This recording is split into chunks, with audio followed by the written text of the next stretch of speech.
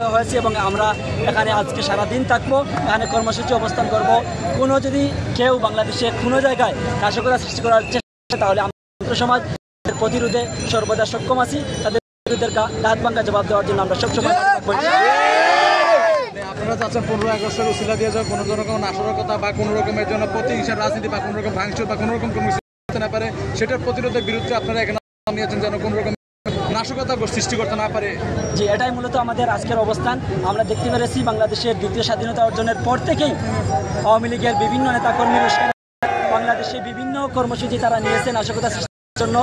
রাজনৈতিক প্রতিহিংসার হয়ে ওনারা বিভিন্ন প্রতিহিংসা স্বীকার করে বিভিন্ন ধর্মাবলীর মধ্যে বৈষম্য সৃষ্টি করতে যাচ্ছে। আমরা থেকে বিভিন্ন ধর্মাবলী যারা আছে তাদের সাথে আমরা আসি এবং তাদের মন্দির পাহারা এবং সারা বাংলাদেশে কোনো নাশকতা সৃষ্টি না, সেজন্য আমরা সদা সর্বদা ছাত্র সমাজ প্রস্তুত আছি।